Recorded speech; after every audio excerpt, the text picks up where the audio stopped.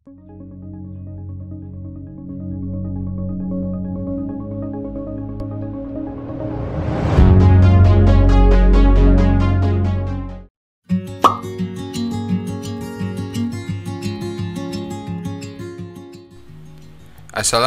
warahmatullahi wabarakatuh. Selamat pagi, siang, sore, ataupun malam teman-teman semua. Pada kesempatan kali ini kita akan belajar editing video lagi melalui DaVinci Resolve. Pada materi kali ini kita akan membahas bagaimana menstabilisasi atau menstabilkan sebuah video yang sudah kita ambil. Nah, oke, langsung saja kita praktek. Sebelum teman-teman semua menstabilkan gambar, itu kita pilah dulu bagian mana yang mau kita stabilkan ya. Bagian mana yang mau kita stabilkan? Apakah keseluruhan gambar ataukah bagian-bagian tertentu? Jadi kalau misalkan keseluruhan, itu proses stabilisasinya itu juga akan semakin lama. Jadi lebih baik kita potong-potong dulu sedikit-sedikit ya, kalau memang itu videonya panjang ya, footage yang diambil itu panjang. Nah, seperti itu. Jadi dipotong-potong dulu, misalkan bagian ini sini kita potong, nanti kita potong lagi. Nah, itu misalkan seperti itu. Itu kalau footage-nya panjang. Nah, tapi di sini ini footage saya cuman sedikit ya, jadi tidak perlu saya potong. Nah, oke. Saya akan menjabarkan stabilization ini itu tiap mode di sini ya. Untuk stabilization di sini itu kita bisa menggunakan di sini di inspektor ini. Kalau misal kok posisinya itu masih di metadata misalkan seperti ini, atau mungkin di mixer seperti ini, lah ini dipindah ke inspektor ya, ke inspektor.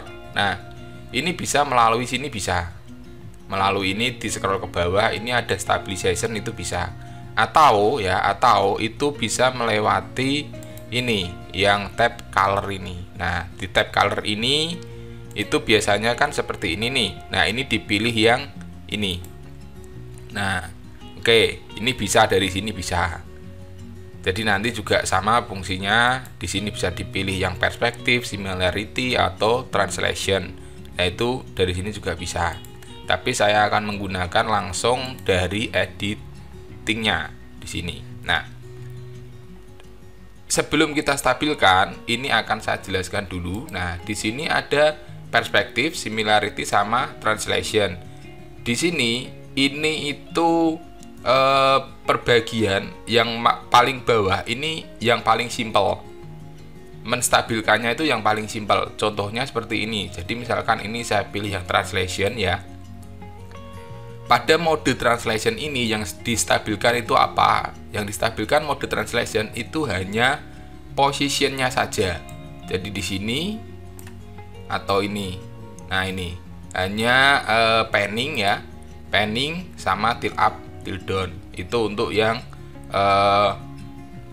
mode translation. Nah, lalu selanjutnya di sini ada mode similarity. Nah, similarity ini itu yang distabilkan itu antara position ini, lalu zoom ya, zoom, lalu di sini rotation. Nah, ini itu yang distabilkan, untuk similarity. Nah, yang terakhir di sini ada perspektif. Lah, ini yang mode paling advance. Nah, perspektif di sini itu yang distabilkan apa saja. Jadi di perspektif ini itu meliputi zoom, position ya, rotation itu, sama 3D. Nah, ini di sini. Nah, ini juga distabilkan semua. Begitu. Nah, jadi sebelum teman-teman ini distabilkan videonya, itu dikenali dulu ya, kita mau menggunakan mode yang mana. Jadi tidak semua mode ini cocok untuk menstabilkan di video ini. Misalkan gerakan kameranya hanya panning saja atau tilt up, tilt down, di situ yang goyang di situ. Lah kita gunakan yang translation. Tapi ternyata ada yang zoom in, zoom out, lah itu kayak gitu. Nah ini kita gunakan yang similarity. Nah kalau misalkan keseluruhan digunakan di situ, kita gunakan yang perspektif. Nah oke, begitu ya. Nah ini misal contoh. Nah ini kalau saya apply, nah ini ada gerakan goyang sedikit di situ.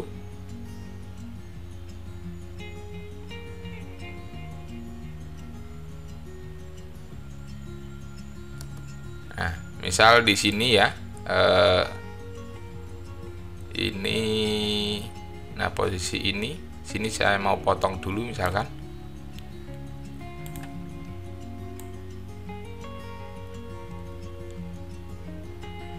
Nah, misal sampai sini ya. Nah, ini mau saya potong dulu. Di sini saya geser dulu biar kelihatan. Nah, ini misalkan seperti ini.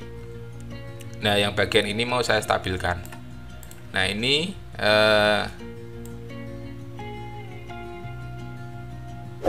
nah, mari kita lihat perbedaannya. Kalau misalkan kita menggunakan yang translation ya. Sini translation, lalu klik stabilize. Nah ini akan menstabilkan prosesnya.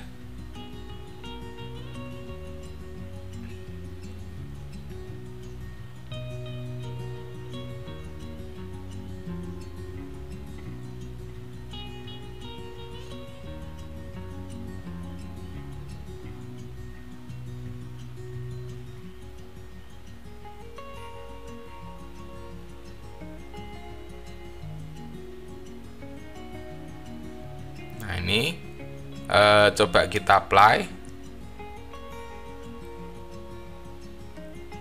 Nah,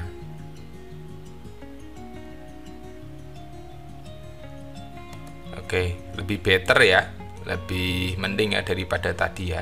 Nah ini. Nah lalu misalnya seperti ini. Oh, di sini ternyata kok tidak cocok dan sudah terlanjur distabilisasikan. Seperti itu kan. Nah ini bisa kita reset dengan mengklik tombol ini. Nah ini sudah kembali seperti video yang tadi. Nah ini ada goyang-goyang kayak gitu. Nah oke, jadi itu ya, silahkan dicoba perbedaannya di sini antara similarity, translation sama perspektif. Begitu. Selamat mencoba. Selalu kreatif dalam menciptakan produk. Saya akhiri, wassalamualaikum warahmatullahi wabarakatuh.